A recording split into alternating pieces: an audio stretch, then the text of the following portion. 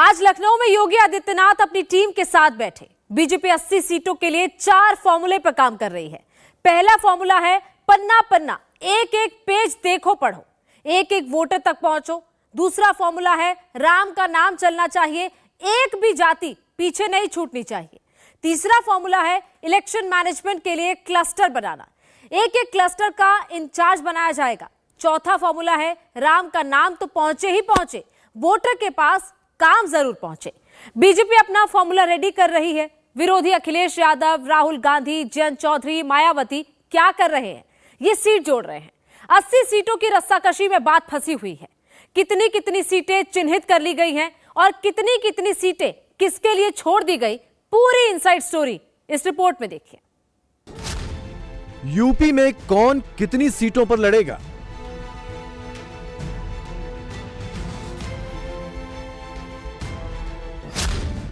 INDI alliance में किसे कितनी सीटें मिलेंगी?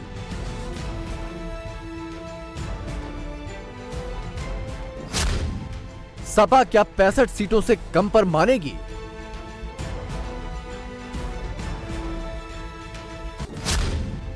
कांग्रेस का 30 सीटों का दावा कितना मजबूत?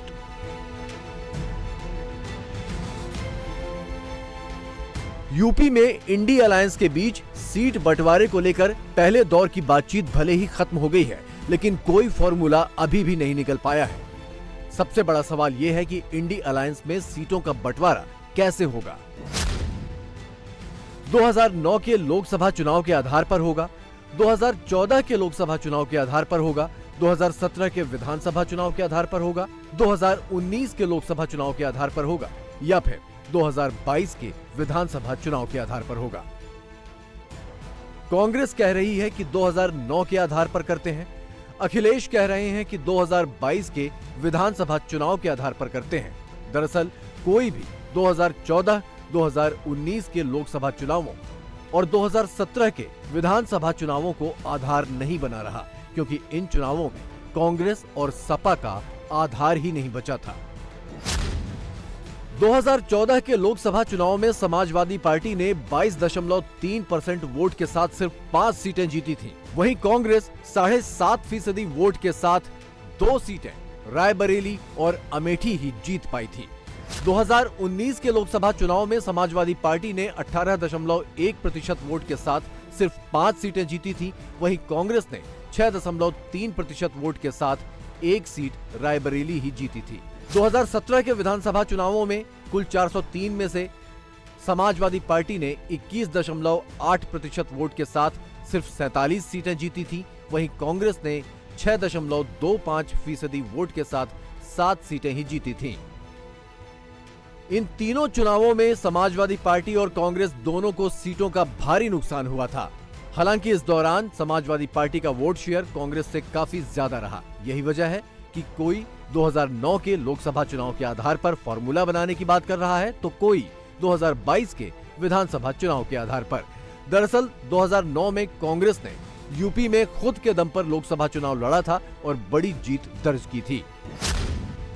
2009 के लोकसभा चुनाव में कांग्रेस ने 18.25% वोट के साथ 21 सीटें जीती थी। ये 21 लोकसभा सीटें अकबरपुर, अमेठी, बहराइच, बाराबंकी, बरेली, धौरहरा, डुमरियागंज, फैजाबाद, फर्रुखाबाद, गोंडा, झांसी, कानपुर, खीरी, कुशीनगर, महाराजगंज, मुरादाबाद, प्रतापगढ़, रायबरेली, श्रावस्ती, सुल्तानपुर और उन्नाव की हैं। 2009 के लोकसभा चुनाव में मुस्लिम वोटों ने कांग्रेस की जीत में अहम भूमिका निभाई थी। अकेले यूपी में कांग्रेस को 24% मुस्लिमों ने वोट दिया था। दरअसल यूपी में मुसलमानों की आबादी 18% है। यूपी की 80 लोकसभा सीटों में इनकी अच्छी खासी संख्या है। वहीं 20 लोकसभा सीटों में 25% से ज्यादा मुसलमान हैं, जबकि 8 लोकसभा सीटों पर इनकी संख्या 20 से 24% के पास है।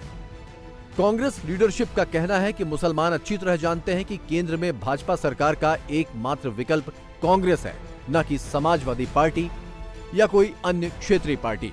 इसीलिए लोकसभा चुनाव में भी मुसलमान वोट कांग्रेस को मिलेगा। यही वजह है कि कांग्रेस ने 22 जनवरी को अयोध्या में रामलला की प्राण प्रतिष्ठा का न्योता ठुकरा दिया है, यानी मुसलमानों को साफ संकेत दिया है। वहीं समाजवादी पार्टी अध्यक्ष अखिलेश यादव अभी तक अपना रुख स्पष्ट नहीं कर पाए हैं। वो कहते हैं कि जब भगवान बुलाएंगे तब जाएंगे। आप कब जा रहे हैं राम मंदिर? जब भगवान बुलाएंगे तो जाएंगे, और भगवान अब यहीं रहेंगे, वो कहीं नहीं जाएंगे। हमारा रास्ता धर्म का नहीं है, हमारा रास्ता है समाजवादियों का गैर बराबरी दूर करने का। समाजवादियों को खुशी तभी होगी जब गरीब के घर में खुशहाली आएगी, गरीब के बेटे को नौकरी मिलेगी, तभी हम उसके घर में मानेंगे कि दिया जला है।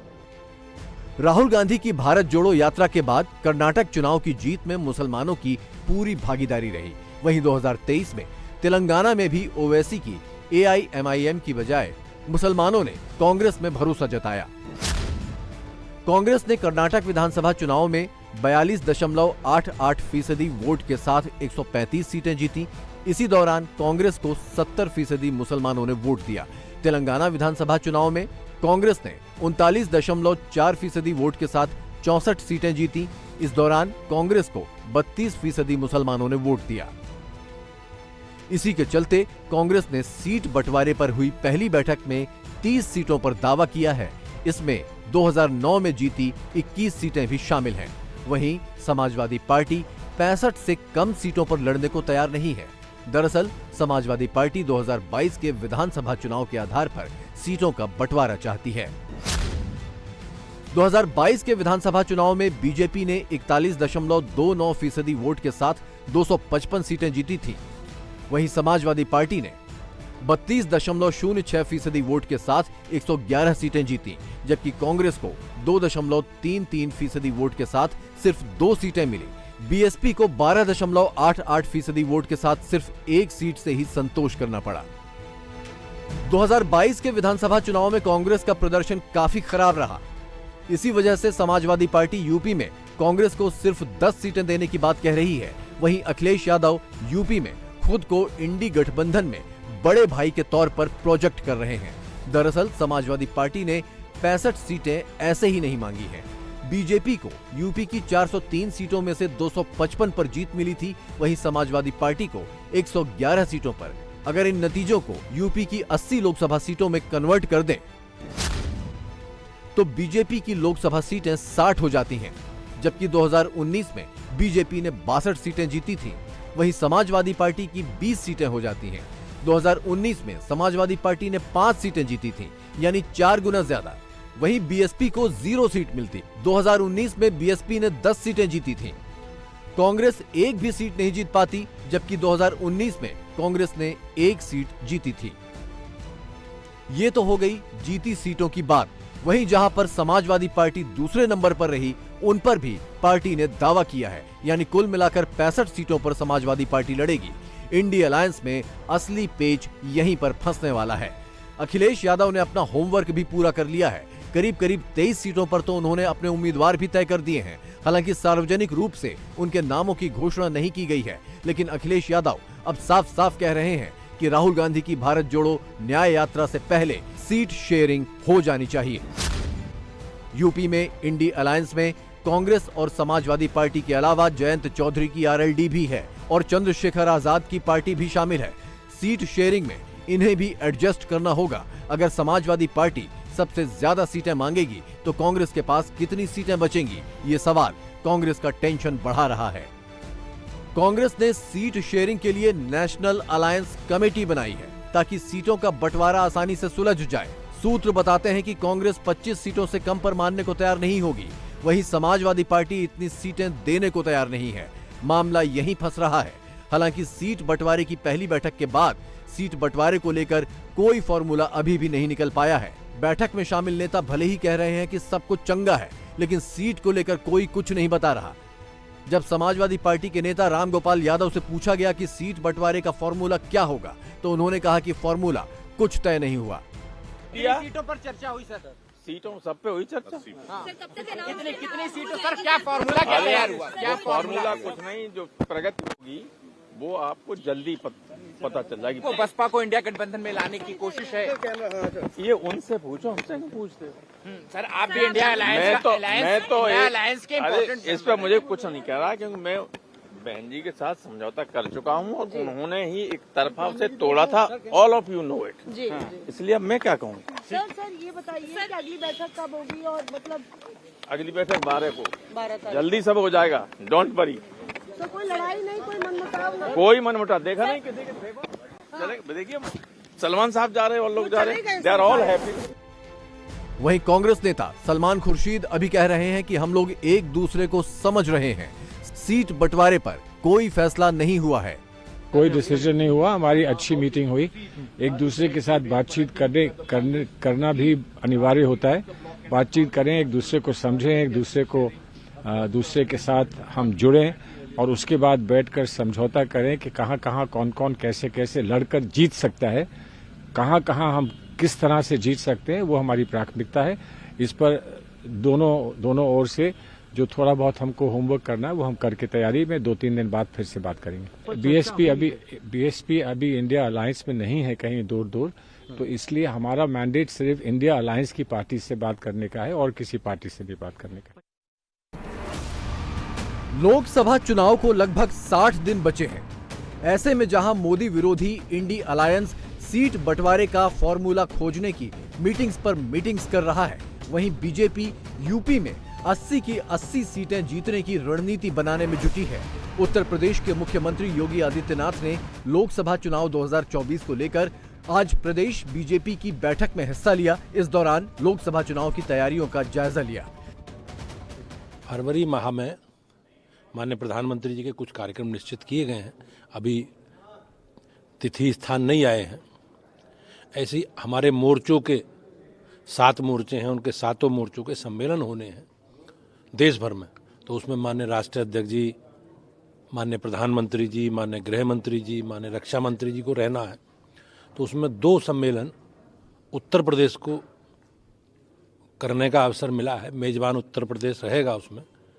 तो युवा मोर्चे का सम्मेलन कानपुर में होना है और अनुसूचित जाति मोर्चे का सम्मेलन आगरा में होना है। इसी प्रकार से सब पूरे कार्यक्रम मोर्चों के हमने तय किए हैं हमारी पार्टी ने, और हम लोगों ने नीचे बैठक करके उस अभियान को आगे बढ़ाने का काम शुरू किया है। इस बैठक में योगी ने चुनावी तैयारियों के रोड मैप पर चर्चा की, पन्ना कमेटियों और बूथ समिति की तैयारियों को जाना, लोकसभा संचालन समिति के रोल पर चर्चा की, लोकसभा सीटों के क्लस्टर बनाने पर चर्चा हुई, इंडी अलायंस के खिलाफ रणनीति क्या होगी, जातीय सामाजिक समीकरण को कैसे साधा जाएगा, इन मुद्दों पर चर्चा की। बीजेपी पिछले 1 साल से यूपी में हारी हुई सीटों पर काम कर रही है। दरअसल बीजेपी ने 2019 के लोकसभा चुनाव में 62 सीटें जीती थीं, वहीं सहयोगी अपना दल एस को 2 सीटें मिली थीं, यानी कुल 64 सीटें। बीजेपी को 2019 में 16 सीटों पर हार मिली थी। ये सीटें हैं बिजनौर, अमरोहा, मुरादाबाद, संभल, रायबरेली, घोसी, लालगंज, जौनपुर, अंबेडकर नगर, गाजीपुर, श्रावस्ती, मैनपुरी, सहारनपुर, आजमगढ़, रामपुर और नगीना। इन 16 सीटों में से 10 पर बीएसपी, 5 पर एसपी और 1 पर कांग्रेस का कब्जा है। हालांकि बीजेपी ने उपचुनाव में आजमगढ़ और रामपुर की सीट पर जीत हासिल की थी। इस तरह से अब बीजेपी का फोकस 14 सीटों पर है। लोकसभा चुनाव 2024 से पहले बीजेपी पसमानदा मुसलमानों को साधने की रणनीति पर बढ़ रही है। खुद पीएम ने बीजेपी की राष्ट्रीय कार्यकारिणी की मीटिंग में मुसलमानों से जुड़ने का संदेश दिया था। इसी के चलते यूपी की मुस्लिम बहुल 29 लोकसभा सीटों पर भी बीजेपी की नजर है। यानी जिन सीटों पर बीजेपी चुनाव जीत चुकी है, वहां पर जीत का मार्जिन और बढ़ाना है, साथ ही हारी हुई सीटों को जीतना है। वेस्ट यूपी मुस्लिम बहुल माना जाता है। यहाँ की सहारनपुर, मेरठ, कैराना, बिजनौर, अमरोहा, मुरादाबाद, रामपुर, संभल, बुलंदशहर, अलीगढ़ जैसी लोकसभा सीटें अल्पसंख्यक बहुल, खासकर मुसलमानों की अधिक आबादी वाली सीटों में शुमार हैं। इन सीटों में से सहारनपुर, बिजनौर, अमरोहा, संभल, मुरादाबाद, नगीना फिलहाल बीजेपी के पास नहीं है। रामपुर सीट भी बीजेपी आम चुनाव में हारी थी, हालांकि उपचुनाव में बीजेपी ने इस सीट को जीत लिया था। बीजेपी का मानना है कि रामपुर लोकसभा उपचुनाव में जिस तरह मुसलमानों के एक बड़े हिस्से ने कमल पर वोट किया और जीत दिलाई, अगर बाकी अल्पसंख्यक बहुल सीटों पर भी इसी तरह साथ मिल जाए तो यूपी की सभी 80 सीटें बीजेपी के पास आना संभव है। जहां बीजेपी अपनी रणनीति को जमीन पर उतारने में लगी है, वहीं मोदी विरोधी इंडी अलायंस अभी भी सीट बंटवारे पर ही अटका हुआ है।